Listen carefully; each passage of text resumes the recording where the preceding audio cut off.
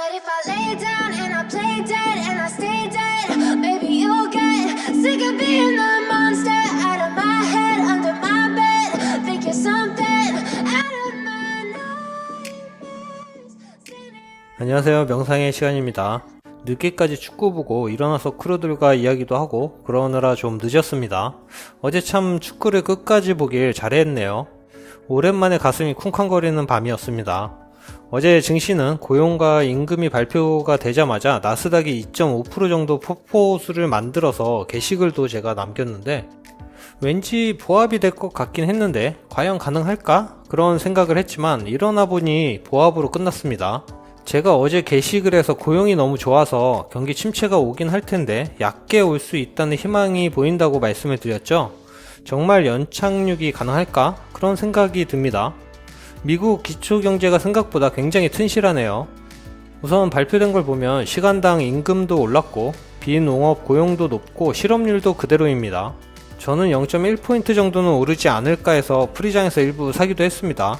근데 발표하고 폭포수를 만들길래 이거 너무 성급했네 그런 생각을 하고 축구 보면서 야금야금 샀는데 결국은 추가 매수하기로 한 금액을 모두 샀더라고요. 그래서 그래 이렇게 된 거 2년 정도만 기다리면 100%는 먹을 것 같고 더 떨어지면 더 사면 되니까 편한 마음으로 잠을 잤는데 보합으로 이게 끝나 있어서 이거 파월이 금리 속도 조절을 한다고 했는데 고용은 정말 아직까지는 튼실하구나. 경제 지표와 제조 생산 물류 그런 것들은 안 좋아지는데 일을 해서 번 돈으로 빚도 갚고 소비도 어느 정도 이어지면 어쩌면 정말 얕게 오면서 지나갈 수 있지 않을까? 그런 기대가 됩니다. 어디까지나 기대고 계좌부터 보면 오늘은 탐욕부터 이건 어제 매수가 없었습니다. 매수 있었던 욕심과 야욕 계좌, 욕심 계좌에는 150만원어치 샀던 거 빼면 어제 한 230만원 정도 샀고 야욕 계좌에 260만원, 그래서 거의 500만원어치를 샀습니다.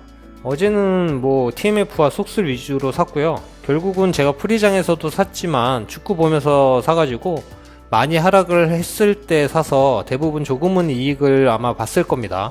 욕심 계좌에 1000만원 있던 거 모두 샀고 이제 욕심 계좌는 끝났고 야욕 계좌에 TMF를 마지막으로 제가 샀거든요. 2.9% 올라온 거 보니까 어제 대부분 마이너스는 아닌 상황 같습니다. 이제 추가 매수도 끝났고 보시면 아시겠지만 큰 계획이 따로 있고 중간중간 시장 상황을 판단해서 더 살지 아니면 일부분 매도를 할지를 정하는데 지금 가격은 떨어져도 좋은 가격이라 판단을 해서 매도 부분은 아직은 계획이 없습니다. 나스닥 13,000 정도 간다면 그때 일부 매도를 할 계획을 가지고 있는데 또 시장이 어떻게 변할지는 모르니까요.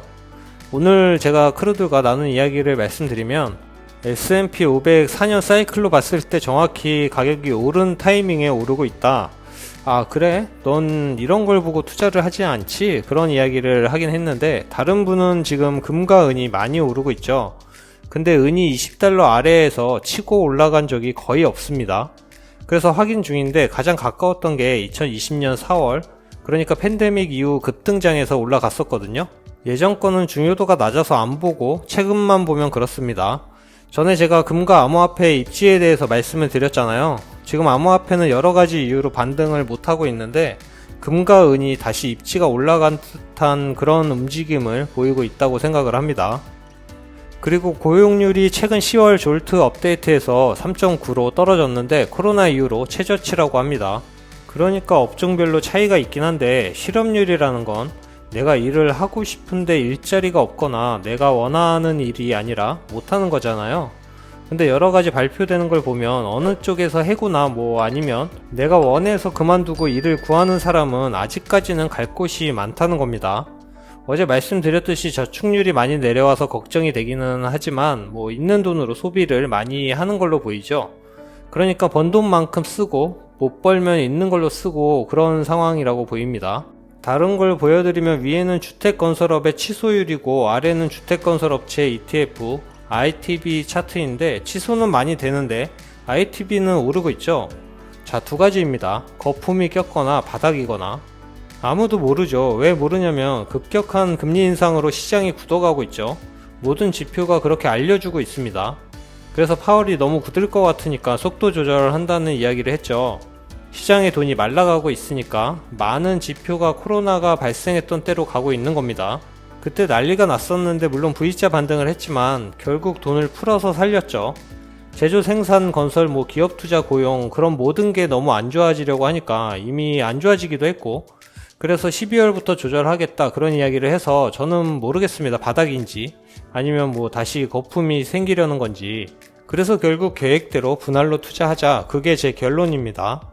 자, 국민 포트폴리오 조합이 주식 60에 채권이 40이죠. 전에도 말씀드렸지만 수익률이 올해가 최악의 해입니다. 제가 채권은 투자를 안 했는데 코피 터진 린치님 때문에 ETF로 최근부터 매수를 하고 있죠.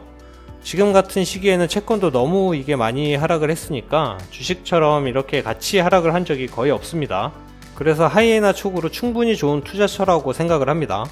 제 솔직한 생각은 지금 물리면 어떠냐, 아니 지금 주식 채권 가격이 이렇게 좋은데 설사 물리면 어때, 몰빵한 게 아니니까 더 떨어지면 사면 되지.